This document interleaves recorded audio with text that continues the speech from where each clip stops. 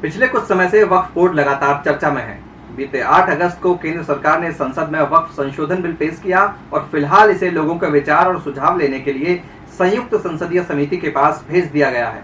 माना जा रहा है कि इस बिल से वक्फ बोर्ड की मनमानी पर नकेल कसी जा सकेगी। मनमानी कैसी, इसका ताजा उदाहरण सामने आया है कर्नाटक से। नमस्ते, मैं हूं शिव और आप देख रहे हैं TFI यानी थिंक फॉर इंडिया। दरअसल वक्फ बोर्ड ने कर्नाटक के विजयपुरा जिले में किसानों की 1200 एकड़ जमीन पर अपना दावा ठोक दिया है। किसान बता रहे हैं कि सदियों से यह जमीन उनके परिवारों की है और वे इस पर खेती कर रहे थे। सबसे पहले समझ लेते हैं दरअसल वक्फ है क्या। वक्फ अरबी भाषा का एक शब्द है जिसका मतलब है खुदा के नाम पर अर्पित वस्तु या जन उपकार के लिए धन का दान। मुस्लिम धर्म को मानने वाला कोई व्यक्ति जमीन, मकान, पैसा या कोई दूसरी कीमती वस्तु वक्फ को दान कर सकता है और इन संपत्तियों के रखरखाव और प्रबंधन के लिए स्थानीय स्तर से राष्ट्रीय स्तर तक वक्फ बॉडी होती है। 1954 में तत्कालीन प्रधानमंत्री जवाहरलाल नेहरू के कार्यकाल में वक्फ एक्ट पास हुआ था, जिसका उद्देश्य वक्फ के कामकाज को सरल बनाना था और इस एक्ट के प्रावधानों के मुताबिक 1964 में केंद्रीय वक्फ परिषद बनाई गई जो अल्पसंख्यक मंत्रालय के अधीन है। आपको बताते चलें कि देश में वर्तमान में कुल 30 वक्फ बोर्ड हैं और ज्यादातर के मुख्यालय दिल्ली में है। केंद्र सरकार की सेंट्रल वक्फ काउंसिल इन बोर्डों के साथ तालमेल रखते हुए काम करती है। 1995 में वक्फ एक्ट में बदलाव के बाद हर राज्य और केंद्र शासित प्रदेश में वक्फ बोर्ड के गठन की इजाजत दी गई। बंटवारे के वक्त पाकिस्तान जाने वाले बहुत सारे मुसलमानों ने अपनी संपत्ति वक्फ को दान की थी। वक्फ बोर्ड के पास मौजूदा संपत्ति के आंकड़े आपको चौंका सकते हैं। अनुमानित आंकड़ा है कि वक्फ के पास 8 लाख एकड़ से ज्यादा जमीन है। इनमें से अधिकतर मदरसे हैं, मस्जिदें हैं और कब्रिस्तान हैं। बताया जाता है कि अगर जमीन की बात की जाए तो रेलवे और कैथोलिक चर्च के बाद वक्फ बोर्ड तीसरे नंबर पर है। लोकसभा में अल्पसंख्यक मंत्रालय ने बताया था कि दिसंबर 2022 तक वक्फ बोर्ड के पास 8,65,000 से ज्यादा अचल संपत्तियां थीं। अब वापस लौटते हैं कर्नाटक पर। वक्फ बोर्ड के दावे के बाद हंगामा होना तय था और वो होना शुरू भी हुआ। किसानों ने इस मुद्दे पर आर पार की लड़ाई छेड़ दी और विजयपुरा डिप्टी कमिश्नर के कार्यालय के सामने विरोध प्रदर्शन करना शुरू कर दिया। जैसे ही मामले ने तूल पकड़ा, सरकार सफाई देने उतर आई।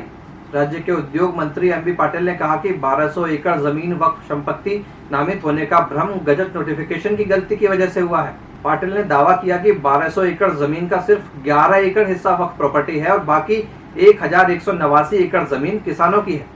जो जमीन वक्फ की बताई गई उसमें 10 एकड़ और 14 गुंठा जमीन में कब्रिस्तान है और 24 गुंठा जमीन में ईदगाह, मस्जिद और बाकी कुछ स्ट्रक्चर हैं। इतनी बड़ी चूक के पीछे पाटिल ने अधिसूचना में गलती की दलील दी, लेकिन सवाल इस बात का है कि जिस अधिसूचना को जारी करने से पहले अफसरों की पूरी टीम जांच परख करती हो, वो एक तरफा जारी हो कैसे गई। और 2016 में जब गजट नोटिफिकेशन जारी हुआ था उस समय भी कर्नाटक में कांग्रेस की सरकार थी, सिद्धरामैया ही मुख्यमंत्री थे। दूसरी ओर किसानों का दावा पाटिल के दावे से इतर है।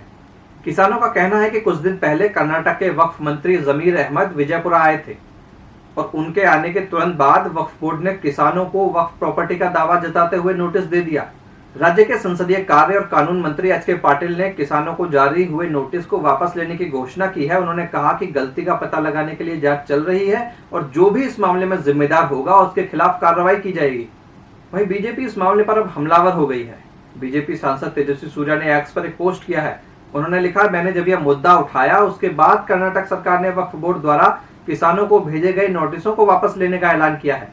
यह केवल एक अल्पकालिक राहत है। सूर्य ने कहा, सबसे बड़ी शरारत वक्फ मंत्री जमीर द्वारा गठित वक्फ अदालतों में है। वे प्रभावी रूप से कंगारू अदालतें हैं। कर्नाटक बीजेपी की अध्यक्ष ने भी इस मुद्दे पर सरकार को घेरा है। कर्नाटक बीजेपी अध्यक्ष BY विजेंद्र ने कहा कि पीढ़ियों से जमीन के मालिक और खेती कर रहे किसानों को नोटिस जारी करने का वक्फ बोर्ड का दुस्साहस मंजूर नहीं है। यह कार्रवाई कांग्रेस सरकार द्वारा पोषित हो रही निरंतर तुष्टीकरण की नीतियों का प्रत्यक्ष नतीजा है। आपको बता दें कि वक्फ की संपत्तियों को लेकर विवाद कोई नया नहीं है। अंग्रेजों के जमाने से इसे लेकर विवाद रहा है।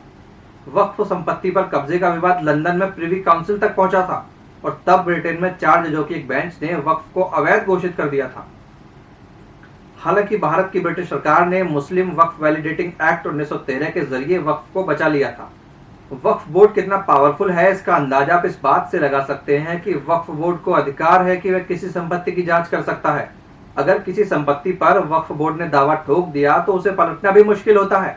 वक्फ एक्ट के सेक्शन 85 में लिखा है कि उसके निर्णय को हाई कोर्ट या सुप्रीम कोर्ट में भी चुनौती नहीं दी जा सकती। अब केंद्र सरकार जो नया बिल ला रही है उसमें मौजूदा वक्फ कानून में 40 संशोधनों का प्रस्ताव है। इसके जरिए वक्फ बोर्ड का कामकाज और संरचना बदलने के लिए धारा 9 और 14 में बदलाव किया जाना है। विवादों को निपटाने के लिए वक्फ बोर्ड की ओर से दावे वाली संपत्तियों का नया सत्यापन होगा और जिला मजिस्ट्रेट वक्फ संपत्तियों की निगरानी में शामिल हो सकते हैं। फिलहाल मामले पर संसदीय समिति क्या कहती है, इसका हम सभी को इंतजार है। नमस्ते, देखते रहिए TFI।